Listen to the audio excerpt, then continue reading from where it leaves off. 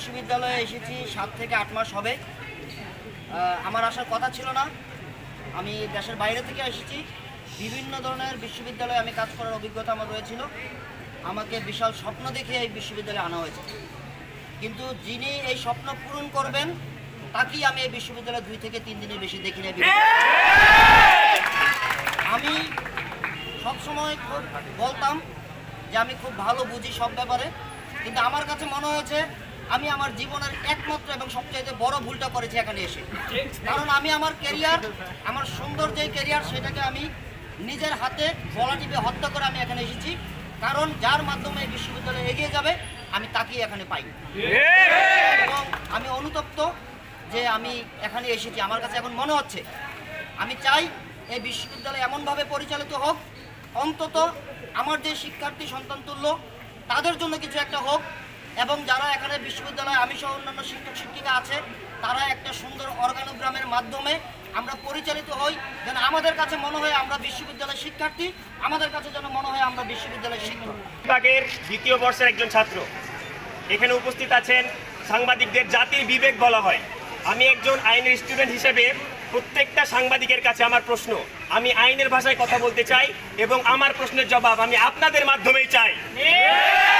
বাংলাদেশ বেসরকারি বিশ্ববিদ্যালয় আইন 2010 অনুযায়ী 33 ধারা উপধারা 3-এ উল্লেখিত আছে একজন ভিসি কি কি পদমর্যাদা থাকলে তিনি একটা বিশ্ববিদ্যালয়ের ভিসি হতে পারেন। আমি তার এই প্রশ্নকে প্রশ্নবিদ্ধ করতে চাই, তিনি কিভাবে যোগ্যতা পান আমাদের এক্সামিনেশন।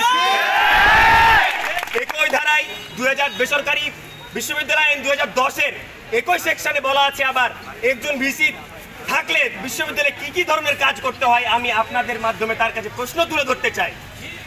আমি আরো বলতে চাই, তিনি 2016 সালের পর থেকে এই বিশ্ববিদ্যালয়ে চাকরিরত অবস্থায় আছেন। আমি 2য় বর্ষের স্টুডেন্ট, আমার এখানে রয়েছে অনেক সিনিয়র ভাইরা, অনেক জুনিয়র ভাইরা। ভিসিকে তারা কি জিনিস এটা চিনে না। প্রশ্ন হতে পারে, আমি একজন স্টুডেন্ট হিসেবে বলতে চাই। আমি আবার বলতে চাই আপনাদের উদ্দেশ্যে একটা কথা, ভিসি স্যারের উদ্দেশ্যে একটা কথা, বিওটির উদ্দেশ্যে একটা কথা, আপনারা যতই চুপ থাকেন আমাদের দাবায় রাখতে পারবেন না। দুর্নীতির অভিযোগগুলো তার বিরুদ্ধে পাওয়া গেছে। শিক্ষা ছুটি সহ শিক্ষকদের যে শিক্ষা ছুটি সেটি সঠিকভাবে আসলে প্রণয়ন করা হতো না, এবং তার বিরুদ্ধে শিক্ষা ছুটিকে কেন্দ্র করে আপনারা জানেন যে মানে ছাত্রছাত্রী এবং শিক্ষক সাথে সাথে কর্মকর্তা কর্মচারী তাদের তো নিয়মিত যে উন্নয়নমূলক যাদের যে কর্মসূচিটা থাকে একটার পর একটা, যে তাদের বিভিন্ন বেতন ভাতা, তাদের গ্র্যাচুইটি, তাদের ফান্ড, তাদের সেলফ ডেভেলপমেন্ট, এর কোনো কিছুর সুযোগই আসলে আমরা পাই নাই শুরু থেকে এখন পর্যন্ত। এবং শিক্ষা ছুটি নিতে গেলেও আসলে বিভিন্ন দুরবস্থার সম্মুখীন আমাদেরকে হতে হবে। দুঃখজনকভাবে আজকে আমাদের যেখানে ক্যাম্পাসে থাকার কথা ছিল, আজকে আমাদের ক্লাসরুমে বসে পড়াশোনা করার কথা ছিল, কিন্তু আজকে এই দুর্নীতিবাজ ভিসির কারণে আমাদেরকে আজকে রাস্তায় এসে দাঁড়াতে হয়েছে। আপনারা সকলেই জানেন, আমাদের সম্মানিত শিক্ষক মহোদয়বৃন্দ, আমাদের কর্মচারীবৃন্দ, আমাদের সিনিয়র ভাইয়েরা সকলে একটা বিষয় বারবার করে যা দাবি করেছেন যে আমাদের এই দুর্নীতিবাজ এবং সন্ত্রাসী এবং যে ভিসি রয়েছেন তিনি সম্পূর্ণভাবে অবৈধভাবে ক্ষমতা দখল করে স্বৈরাচারী খুনি হাসিনার মতো সৈরাচারী কায়দায় তিনি ক্ষমতা দখল করে বসে আছেন, যার বিক্রিয়ার কোনো যোগ্যতা নেই, যার ফলে তিনি এই বিগত 10 বছরে কোন রকম ভার্সিটির উন্নয়ন করতে সক্ষম হননি। তাই আমরা পরিষ্কার ভাষায় বলে দিতে চাই, আমরা বারবার যোগাযোগ করার চেষ্টা করেছি বিওটির সাথে। বোর্ড অফ ট্রাস্টিজ আমাদের অভিভাবক, কিন্তু তাদের অভিভাবকদের কাছ থেকে আমরা যে হতাশামূলক, আমরা যে দুর্নীতিযুক্ত যে কাহিনীগুলো পেয়েছি তা অত্যন্ত লজ্জাজনক বিষয়। আপনারা সবাই জানেন গতকাল থেকে আমাদের ভার্সিটি অনির্দিষ্টকালের জন্য বন্ধ করে দেওয়া হয়েছে। অত্যন্ত লজ্জাজনকভাবে আমাদের শিক্ষক কর্মচারীদের বেতন বন্ধ করে দেওয়া হয়েছে, কিন্তু এগুলোর কোনো কিছুর মাধ্যমেই আমাদেরকে দমিয়ে রাখা যাবে না। আমরা বিজয় নিয়ে তারপরে আমরা ঘরে ফিরে যাব।